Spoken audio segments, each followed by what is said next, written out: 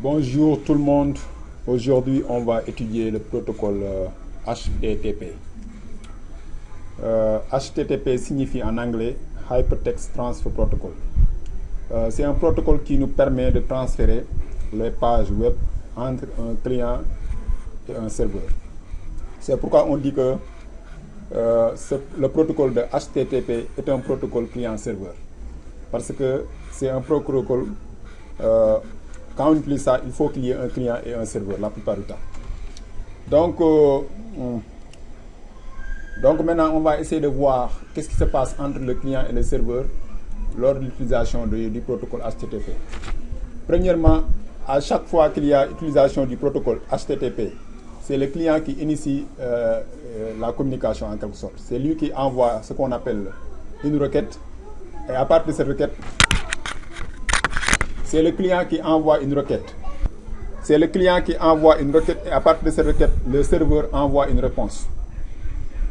Et puis on va essayer de voir ce qui se trouve dans la requête et ce qui se trouve aussi dans la réponse. Premièrement, on va démarrer avec la requête. Cette requête-là, on appelle ça requête HTTP. La requête HTTP, comme on le sait, c'est un ensemble de lignes envoyées au serveur par le client en utilisant ce qu'on appelle le navigateur.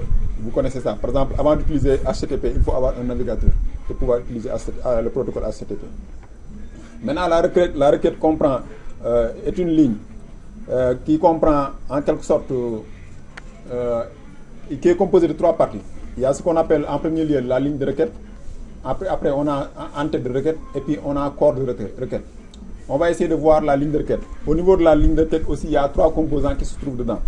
Il y a ce qu'on appelle la commande, il y a ce qu'on appelle l'URL et il y a ce qu'on appelle la version de protocole. Pour la version du protocole, il faut noter qu'avec le protocole HTTP, il y a deux versions qui sont utilisées actuellement. Il y a la version HTTP 1.0 et puis il y a la version HTTP 1.1. La plupart du temps, les gens utilisent la version HTTP 1.1. Donc, on va essayer de voir rapidement pour la ligne de requête les commandes. Pour la commande là, il y a plusieurs sortes de commandes. Je vais essayer de vous expliquer les commandes. On va essayer d'aller sur la page suivante. Au niveau des commandes là, on a ça, ce ne sont pas tous les commandes là, mais j'ai préféré de vous montrer les commandes que vous allez voir au jour le jour. La plupart du temps, ce sont les commandes les plus utilisées, quoi. Surtout la commande que vous voyez en premier lieu, la commande qu'on appelle get. Cette commande-là, ça nous permet de récupérer le contenu d'un fichier. Il y a la commande qu'on appelle head. Ça, c'est une demande de l'envoi de l'entête, de l'entête en quelque sorte des informations. Et puis, il y a ce qu'on appelle post. La commande post ou bien méthode post, ça nous permet d'envoyer des infos au serveur. Il y a la commande put qui en quelque sorte remplace ou ajoute une ressource au niveau 10. Toutes ces commandes-là, vous allez voir, mais surtout la commande get là, il faut essayer de vous familiariser avec cette commande parce que la plupart du temps, c'est ça qui est utilisé par le client pour en quelque sorte obtenir une page web. Et puis on va essayer d'aller rapidement sur... Voilà, maintenant on va essayer de parler de l'URL. L'URL, vous savez que c'est la page web que le client obtient à partir du serveur. C'est une page qui est localisée dans un fichier. En quelque sorte, quand vous voulez accéder à un site là, par exemple n'importe quel site là, la page web que vous demandez là, ça se trouve sur un fichier. En quelque sorte, donc l'URL là, ce n'est rien d'autre que le chemin du fichier que contient la page web. Il faut mettre ça en tête. Donc on va essayer, après maintenant, on va essayer d'aller voir l'entête de requête.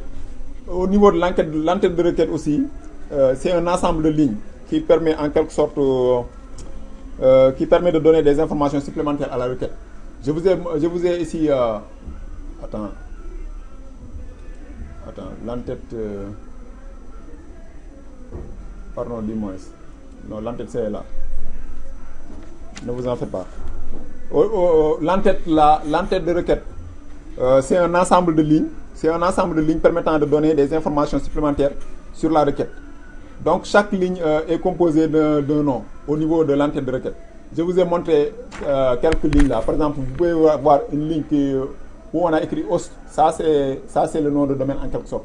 Vous pouvez voir aussi une ligne où c'est écrit cookie.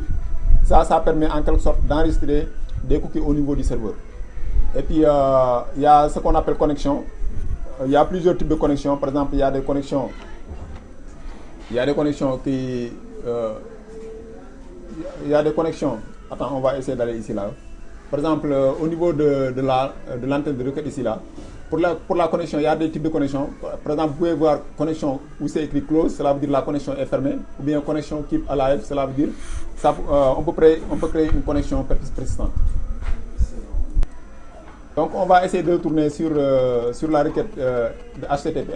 Enfin, la dernière partie de la requête HTTP, c'est le corps de requête.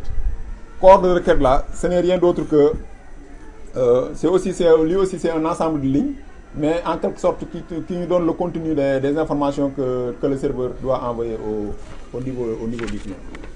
Donc grosso modo c'est ça là. Maintenant on va essayer de voir, ça c'est la requête que le client a envoyée, la requête que le client a envoyée au niveau du serveur, mais on va essayer en même temps d'étudier la réponse. Pour la réponse aussi c'est la même chose.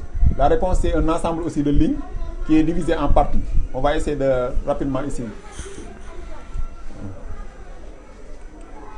On va essayer rapidement ici d'aller sur la réponse. Vous voyez la réponse HTTP, c'est structuré comme ça là. Il y a trois parties. Il y a la ligne de statut, il y a l'entête de réponse et puis il y a le corps de réponse.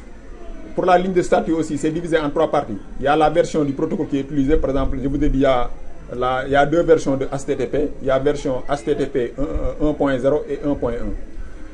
Et puis il y a le code de réponse. Code de réponse aussi là, je vais essayer de...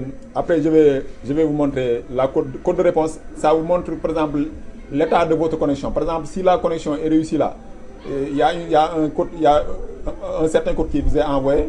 Tandis que si par exemple vous n'avez pas réussi à accéder au serveur là, à obtenir les données que vous voulez obtenir au niveau du serveur, il y a d'autres codes qui vous ont envoyé pour vous dire qu'il y a un problème qui se passe au niveau de votre requête.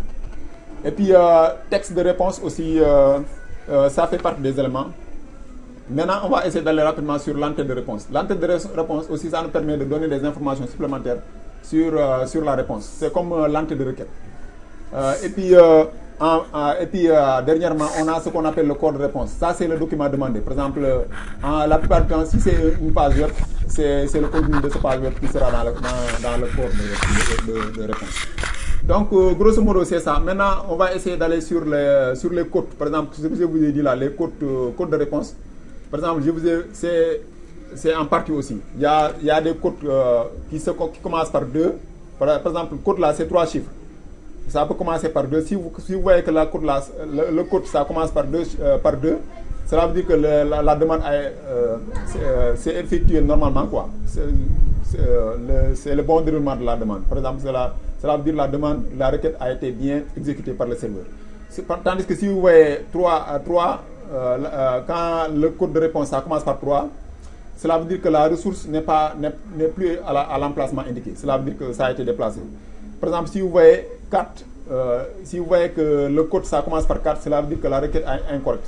Par exemple, la plupart du temps, vous pouvez aller sur un serveur là, vous voulez visiter le serveur, et puis ça vous montre par exemple 4, et puis c'est suivi de 2 chiffres là. La plupart du temps, cela veut dire que votre requête a été effectuée incorrectement.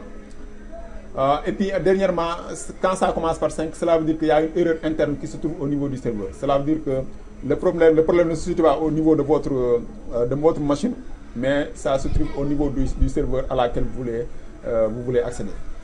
Donc, grosso modo, je pense que vous avez compris ce que je viens de vous expliquer.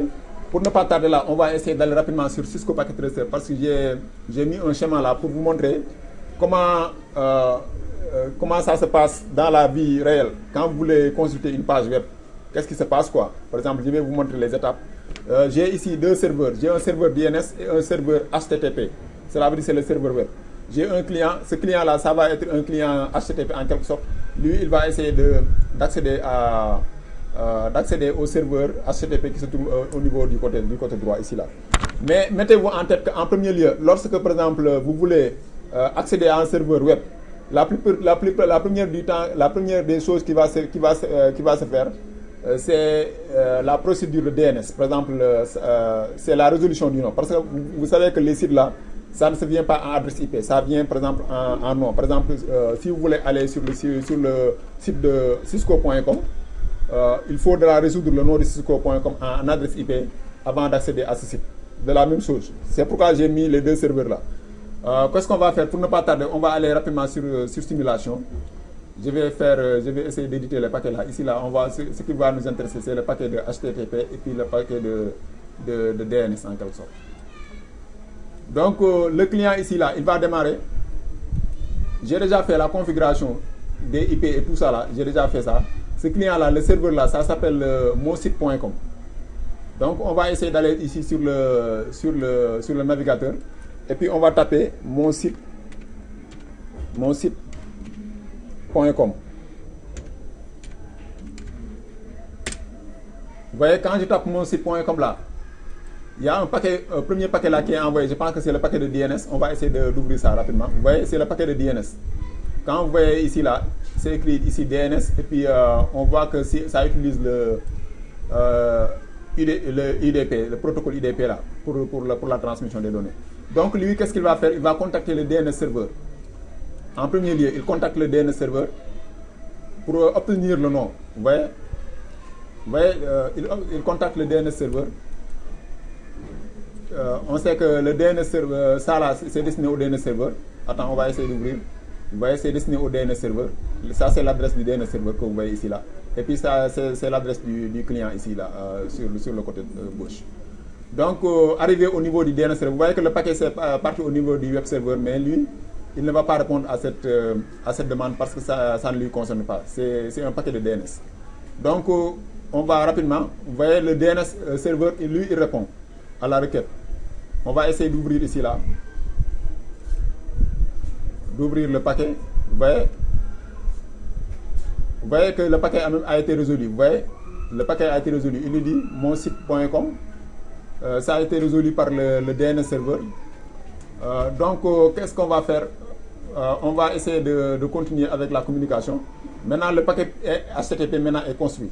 Ça c'est sûr et certain que c'est un paquet HTTP. On va essayer d'ouvrir ça là. Vous voyez que c'est HTTP. Vous voyez ce que je vous expliquais là. La plupart du temps, quand c'est la demande d'un page web, la plupart du temps, la commande qui est utilisée, c'est get. C'est la commande get. Comme vous le voyez ici là, commande get. Et puis, tout ça là, je vous ai expliqué lors de la présentation. Je n'ai pas besoin de revenir sur ça là. Donc, on va essayer de voir. Le paquet, ça va aller rapidement. Ça va aller sur le serveur. Voilà, vous voyez le serveur web. Lui, il va retourner le paquet au niveau du client. Et puis, finalement, si on ouvre ici la page là, vous voyez, on voit que le client, il a obtenu la page web au niveau de ce serveur. Donc, comme vous le voyez là, comme je vous l'ai expliqué là, comme ça là, ça se passe réellement dans la vie. Par exemple, si on veut aller si vous voulez aller dans un site sur l'internet, par exemple cisco.com, google.com, youtube.com, n'importe quel site que vous voulez consulter au niveau de l'internet, la procédure est la même. Il faut mettre ça en tête. Donc, grosso modo, qu'est-ce qu'on va faire? Pour ne pas tarder, je vais essayer même d'aller d'utiliser mon ordinateur là, pour aller sur cisco.com. Vous voyez, j'ai un programme qu'on appelle Wireshark. Wireshark, c'est un programme qui permet de sniffer, cela veut dire de capturer les paquets au niveau de votre communication. Voilà, maintenant, qu'est-ce que je vais essayer d'aller sur mon ordinateur là? Je vais essayer d'aller sur Firefox. Sur Firefox ici là, on va essayer d'ouvrir là-bas. Vous voyez, on va essayer d'aller sur cisco.com. Mais avant tout là, j'ai démarré l'application là, Wireshark. Si vous ne l'avez pas là, il faut utiliser cette application. C'est un programme là qui est très important. Ça vous permet en quelque sorte de capturer les paquets au niveau de votre réseau. Par exemple, si vous voulez réellement comprendre comment la communication se passe entre deux machines, il faut utiliser Wireshark parce que c'est lui qui permet en quelque sorte de capturer les images en temps réel, quoi. Donc on va essayer de démarrer la capture. Ici là, on va essayer de démarrer. Vous voyez, j'ai démarré la capture.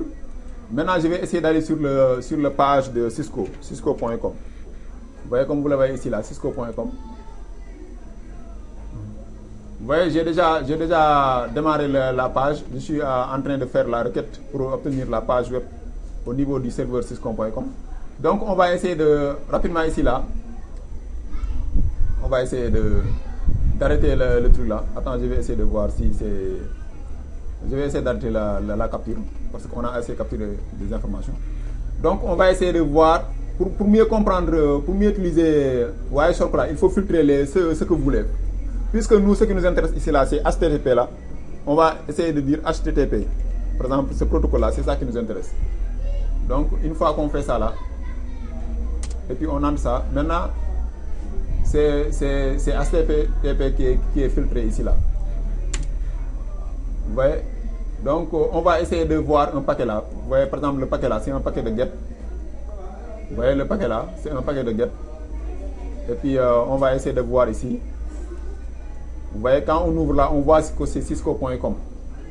Attends, je vais essayer de descendre. Vous voyez ici là, c'est cisco.com. Il a écrit GET. Et puis, comme je vous l'ai dit là, il vous dit GET. Et puis, il vous donne le protocole qui a été utilisé. Et puis, ça là, il vous montre en quelque sorte